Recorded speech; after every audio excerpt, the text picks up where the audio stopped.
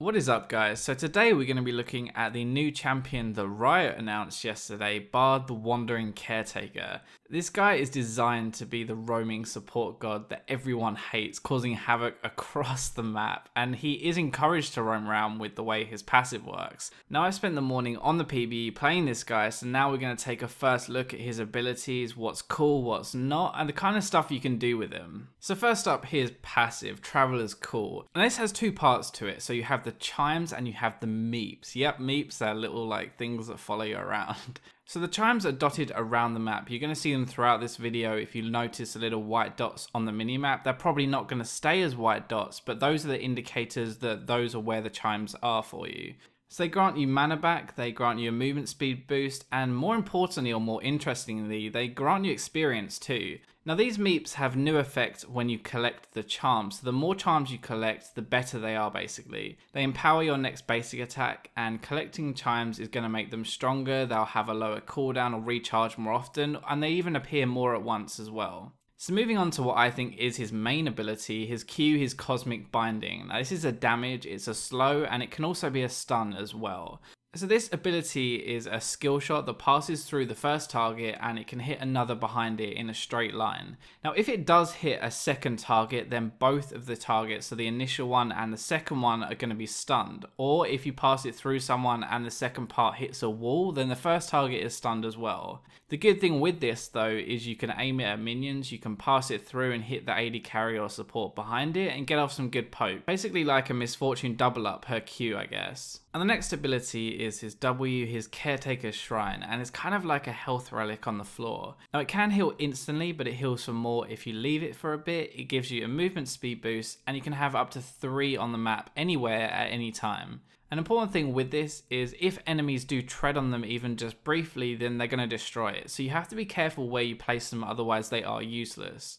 Now you do have to be careful how you use this and kind of use it preemptively. So you use it before you need it. You place it behind you, like you can see I'm doing, placing it behind the tower. You let it charge up, you go back, take it, and then go back to lane. It does seem good and everything, but it's not really that good in a fight. Like if you fight and use it and drop it for your AD, it really doesn't heal that much. It scales up over time to almost double the initial heal, and it's really not that effective if you just drop it and use it instantly. Now let's move on to possibly his weirdest or wackiest spell, and that's going to be his E, his Magical Journey. Now this is a tunnel that you can create through terrain that lets you and your enemies pass through it. It is one way, so you can only go through it, you can't go back, but it's pretty much as long as you can make it, as long as there is terrain the whole way through. So if there's this really long wall, then you can use it the whole way through, or you can use it really short if it's just a crossover.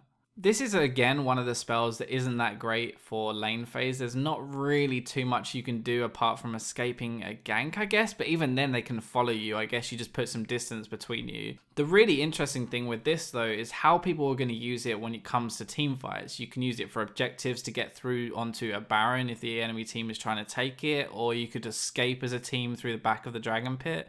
Now the final ability is Tempered Fate, and that's his ultimate, his R. So it's just a circle which you cast, and then on impact it makes everything in it untargetable. It's like a Zhonya's in AoE basically. It affects minions, champions, turrets, it affects allies, as well as epic monsters like Baron and Dragon as well. Now the reason I love this ability is even though it does no damage, you can use it offensively and defensively as well. So offensively you can set up ganks, you can initiate fights, you can even use it on yourself. So say for example you flash into an enemy team. I'm not saying you should do this by the way, so please don't do it and then blame me. You can flash into the enemy team, put yourself in the middle, then cast it on yourself and stun everyone around you and yourself, making yourself safe but letting your team catch up to you.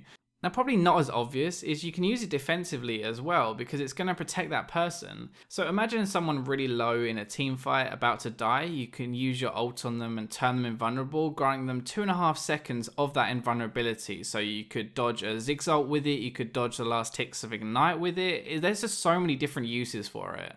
So those are his abilities, and the reason the BARD is so cool is because there are so many different ways that you can use his kit. You can use it offensively, defensively, and it really encourages a different playstyle for supports.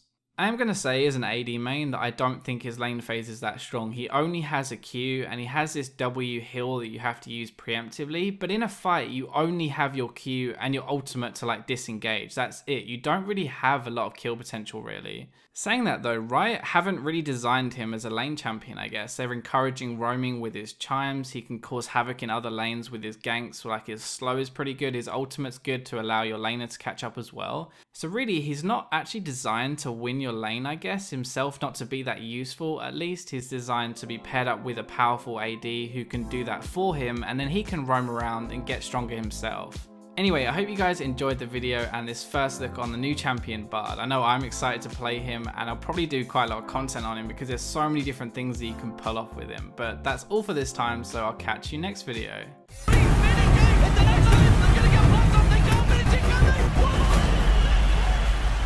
Support this channel by checking out Vulcan.com. Use the invite code below.